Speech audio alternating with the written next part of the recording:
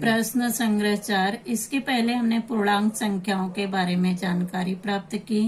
धनात्मक संख्या, ऋणात्मक संख्या, पूर्ण संख्या, पूर्णांक संख्या, प्राकृत संख्या, इन सब के बारे में जानकारी प्राप्त किया हमने। अब प्रश्न संग्रह 4 में इसी पर आधारित प्रश्न दिए गए हैं। पहला प्रश्न है, निम्नलिखित संख्याओं का ऋणात्मक संख्याएं तथा धनात्मक संख्याओं में वर्गीकरण करो। अब धनात्मक और ऋणात्मक दो में वर्गीकरण करना है।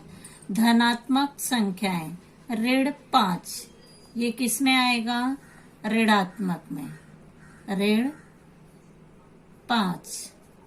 धन 4 धनात्मक संख्या में, ऋण 2 ऋणात्मक संख्या में, 7 धनात्मक संख्या में, धन 26 धनात्मक संख्या में, ऋण 37 ऋणात्मक संख्या में, 19 ये धनात्मक संख्या है तो धनात्मक में आएगा। ऋण 25 ऋणात्मक संख्या, धन 8 धनात्मक, 5 धनात्मक, ऋण 4 ऋणात्मक संख्या में, ऋण 12 ऋणात्मक में, 27 धनात्मक संख्या में।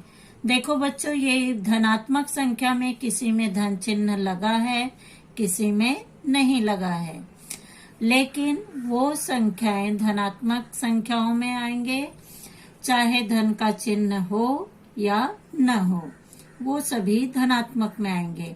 अगर ऋण चिन्ह है तो ऋणात्मक संख्या में उसे हम लिखेंगे।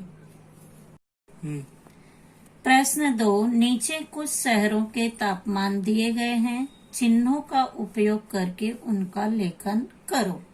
इसके पहले मैं पूर्णांक संख्याओं में संख्या रेखा पर बताई थी कि अगर ऊर्ध्वाधर रेखा है तो ऊपर की संख्या धनात्मक और नीचे की संख्या ऋणात्मक, तो उसी के अनुसार यहाँ पे चिन्हों का उपयोग करना है। यानी नीचे दिया गया है तो ऋणात्मक संख्या होगी और ऊपर दिया गया है तो वह धनात्मक होगी। पहले कॉलम में हमें प्रश्न दिया गया है, विभिन्न देशों का तापमान दर्शाया गया है। अगर नीचे है तो वो ऋण चिन्ह में होगा और ऊपर है तो वह धन चिन्ह में होगा। स्थान, तापमान, इसके बाद शिमला, लेह, दिल्ली, नागपुर। तापमान दर्शाया गया है शिमला का 0 अंश के नीचे 7 अंश सेल्सियस। 0 अंश के नीचे यानी यहाँ पे क्या होगा? नीचे है तो ऋण 7 अंश सेल्सियस। बस इस तरह से खाली चिन्ह लगाकर ऋण 7 अंश सेल्सियस। 0 अंश के नीचे, यहाँ भी नीचे शब्द दर्शाया गया है, 12 अंश सेल्सियस। ऋण 12 अंश सेल्सियस। 0 अंश के ऊपर, ऊपर यानी वह ऊर्ध्वाधर विधि में यानी धनात्मक चिन्ह होगा, तो यहाँ पे होगा धन 22 अंश सेल्सियस। नागपुर का तापमान है 0 अंश के ऊपर 31 अंश सेल्सियस। ऊपर यानी धन 31 अंश सेल्सियस। इस तरह से दर्शाना है। प्रश्न 3 में प्रश्न और उत्तर के रूप में दिया गया है, उसे भी हम चिन्हों के रूप में ही हमें दर्शाना है। निम्नलिखित कथनों को चिन्हों का उपयोग करके लिखो। पहला प्रश्न है, कोई पनडुब्बी समुद्र सतह से 512 मीटर की गहराई, इस शब्द पर ध्यान देना है। गहराई पर है, गहराई यानी नीचे है। तो यहाँ पे धनात्मक चिन्ह होगा कि ऋणात्मक, यानी गहराई नीचे। तो इसका उत्तर हम लिखेंगे कोई पनडुब्बी समुद्र सतह से ऋण 512 मीटर की गहराई पर है। यानी केवल चिन्ह के रूप में हमें यहाँ दर्शाना है और पूरा वाक्य लिखना है। कोई पनडुब्बी समुद्र सतह से ऋण 512 मीटर की गहराई पर है।